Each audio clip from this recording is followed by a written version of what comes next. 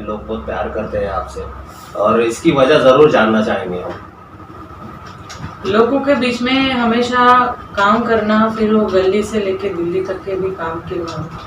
आज लोगों की ज़्यादा करके समस्या ये रहती है कि हमारे यहाँ पानी नहीं है, रोड अच्छे नहीं है, स्ट्रीट लाइट अच्छे नहीं है, या स्कूल्स के गए कुछ ना कुछ छोटे मोटे काम रहते हैं। ये सारे काम रहते हैं और मेरा कार्यालय भी यहाँ वार्ड में ही है, तो लोगों को आसानी गिरती है। ये सारे प्रश्न लेकर लोग आते हैं। जैसे कि मैडम अभी फिलहाल स्कूल के बहुत सारे प्रॉब्लम चल रहे हैं और आपके वार्ड में भी कई स्कूल ऐसी हैं कि वहाँ की कंप्लेंट हमारे पास है। सर्वे से ये पता चला है कि जो स्टूडेंट हैं उनकी फ़ीस नहीं भरी जा रही है, उनके पेरेंट्स के ऊपर ज़्यादा प्रेशर दिया जा रहा है और कुछ स्टूडेंट ऐसे भी है कि फ़ीस नहीं भरने के बावजूद उनको ऑफलाइन किया जाता है। तो ये इसके बारे में क्या कहना है आपको? ठीक है, एक बार अगर हम देखा जाए कि अभी मेरे पास एक लड़का आया था अभी कि उसके लड़के को सर्टिफिकेट नहीं मिल रहा है।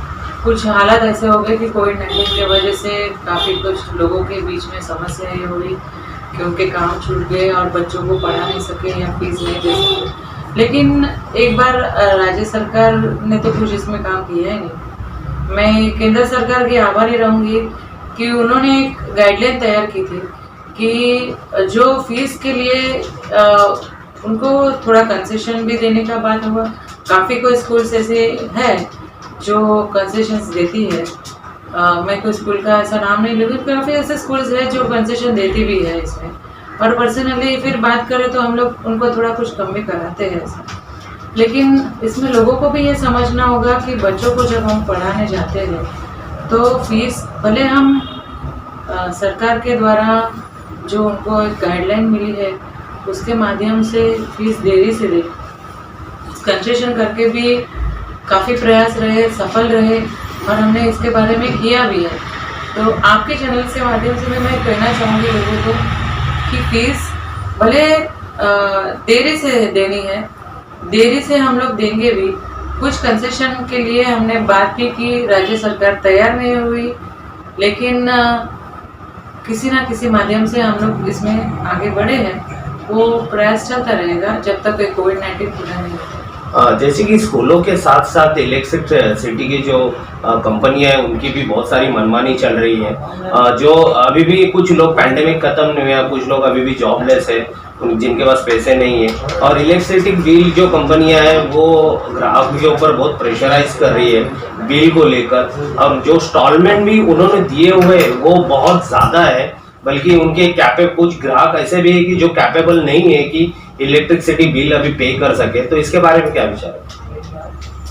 जब से पेंडेमिक स्टार्ट हुआ हमने अप्रैल महीने में सबसे पहला मोर्चा भी लिया था भारतीय जनता पार्टी की ओर से। हमने डीब्रूशी का जो हाईवे पर उनका ऑफिस है वहाँ अदानी के ऑफिस पर हमने मोर्चा भी लिया था और कुछ 15-20 दिन पहले महिला मोर्चा की तरफ से भी हमने एक प्रकाशगढ़ के वहाँ पर भी मोर्चा लिया था। सरकार तो मानने वाली नहीं है। देखो, ये महाराष्ट्र सरकार ने अपने सब सारे काम ठप कर दिए हैं। मेट्रो भी चलती नहीं है, उसके भी पैसे बढ़ते ही है। आज इंटरेस्ट के साथ ब्याज में हमको भरना पड़ रहा है पैसा। ये सरकार जो है, त्रिपुटी सरकार जो है, टोटली फेलियर है।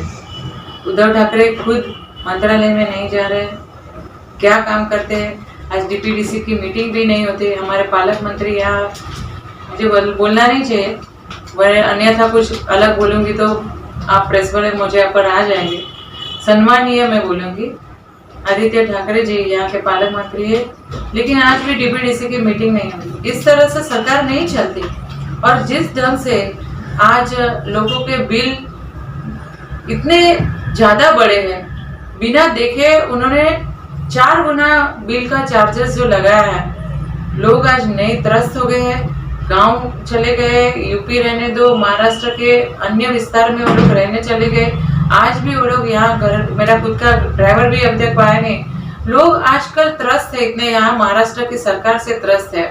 मुझे लगता है ये जो 50% कर्टलमेंट देना था, ये बाकी के राज्य में दिया है ऑलरेडी, लेकिन गुजरात में दिया, मध्य प्रदेश में दिया, लेकिन महाराष्ट्र की सरकार ये देना नहीं चाहती, अपनी मनमानी करती है। इस ढंग से अगर मनमानी सरकार इसी तरह से चलाई तो मुझे लगता है ये सरकार ज्यादा दिन तक नहीं चलेगी। जैसे कि अभी किसानों के ऊपर कहा जाएगा तो एक बार 13 दिन हो गए उनका एक आंदोलन चल रहा है, और क्यों सरकार उनको मतलब न्याय दिलाने के लिए इतना टाइम लगा रही है, कुछ डिसीजन लेने के लिए इतना टाइम लग रहा है, और ये जो किसानों का जो मुद्दा है कई सालों से चला आ रहा है, तो क्यों उनके हित में फैसला नहीं हो जाता? देखो, शरद पवार खुद एक कृषि मंत्री थे।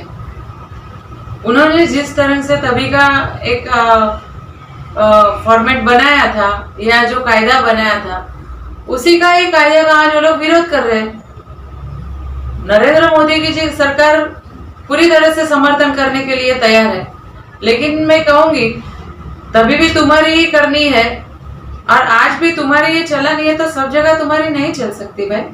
ये सरकार है, अपने ढंग से नरेंद्र मोदी जी ने काफी कुछ बड़े बड़े फैसले लिए हैं, तो ये फैसला भी वो लोग लेने के लिए तैयार है, लेकिन ये सरकार सभी बात में विरोध करेगी तो ऐसा नहीं चलेगा।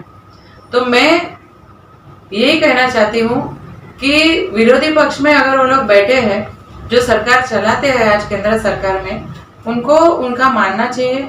अवश्य हम ये कृषि विभाग से लेकर आज सभी के साथ में लेकर चल रहे हैं, तो उनको ये हक पूरा इस तरह से मानना चाहिए।